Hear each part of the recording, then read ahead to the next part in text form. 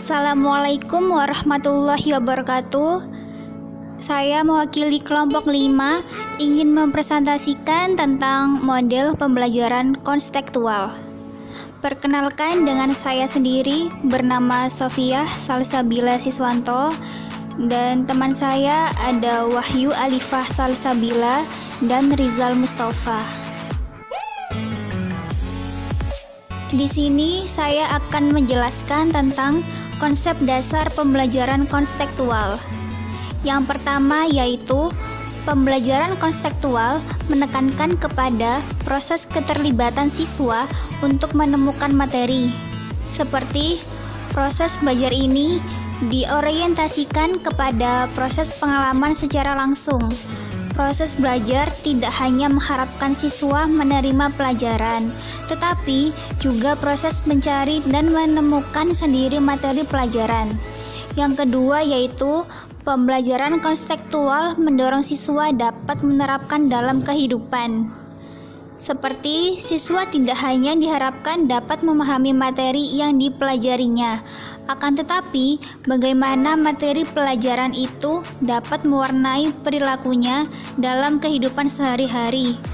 Materi pelajaran tidak ditumpuk di otak dan kemudian dilupakan, akan tetapi sebagai bekal mereka dalam mengarungi kehidupan nyata. Yang ketiga yaitu pembelajaran konstekstual mendorong siswa dapat menemukan hubungan antara materi yang dipelajari dengan situasi di kehidupan nyata. Seperti siswa dituntut untuk dapat menangkap hubungan antara pengalaman belajar di sekolah dengan kehidupan nyata. Hal ini penting karena dengan dapat mengkorelasikan materi yang ditemukan dengan kehidupan nyata, maka materi itu tidak hanya bermakna secara fungsional, melainkan juga tertanam erat dalam memori siswa sehingga tidak mudah untuk dilupakan.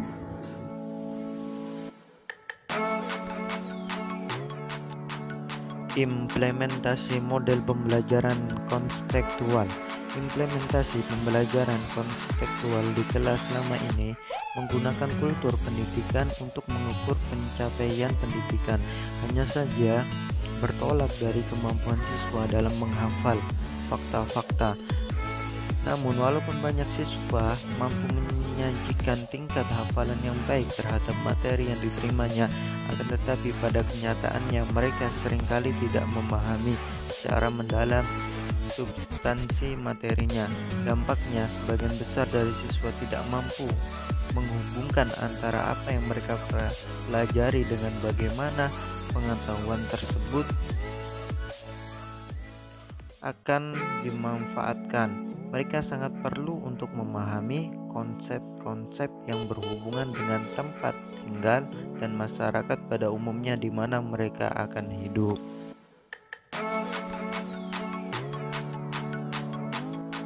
Kelebihan model pembelajaran konstekstual. Pembelajaran menjadi lebih bermakna dan real atau nyata. Artinya, siswa dituntut untuk dapat menangkap hubungan antara pengalaman belajar di sekolah dengan kehidupan nyata. Hal ini sangat penting, sebab dengan dapat mengorelasikan materi yang ditemukan dengan kehidupan nyata, bukan saja bagi siswa, materi itu akan berfungsi secara fungsional, akan tetapi materi yang dipelajarinya akan tertanam erat dalam memori siswa, sehingga tidak akan mudah dilupakan. Yang kedua, pembelajaran lebih produktif dan mampu menumbuhkan penguatan konsep kepada siswa karena metode pembelajaran CTL menganut aliran konstruktivisme, di mana seorang siswa dituntun untuk menemukan pengetahuannya sendiri melalui landasan filosofis konstruktivisme. Siswa diharapkan belajar melalui mengalami bukan menghafal. Yang ketiga, pembelajaran lebih menyenangkan dan tidak membosankan, serta terbentuk sikap kerjasama yang baik antar individu maupun kelompok.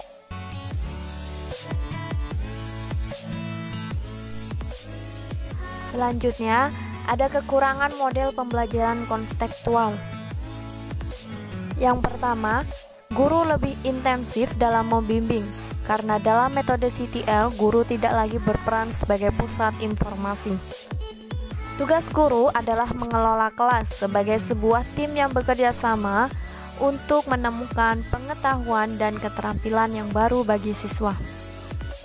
Siswa dipandang sebagai individu yang sedang berkembang, sehingga kemampuan belajar seseorang akan dipengaruhi oleh tingkat perkembangan dan keluasan pengalaman yang dimilikinya. Dengan demikian, peran guru bukanlah sebagai instruktur atau penguasa yang memaksa kehendak, melainkan guru adalah pembimbing siswa agar mereka dapat belajar sesuai dengan tahap perkembangannya. Yang kedua, guru memberikan kesempatan kepada siswa untuk menemukan atau menerapkan sendiri ide-ide dan mengajak siswa agar dengan menyadari dan dengan sadar menggunakan strategi-strategi mereka sendiri untuk belajar. Namun dalam konteks ini tentunya guru memerlukan perhatian dan bimbingan yang ekstra terhadap siswa agar tujuan pembelajaran sesuai dengan apa yang diterapkan semula.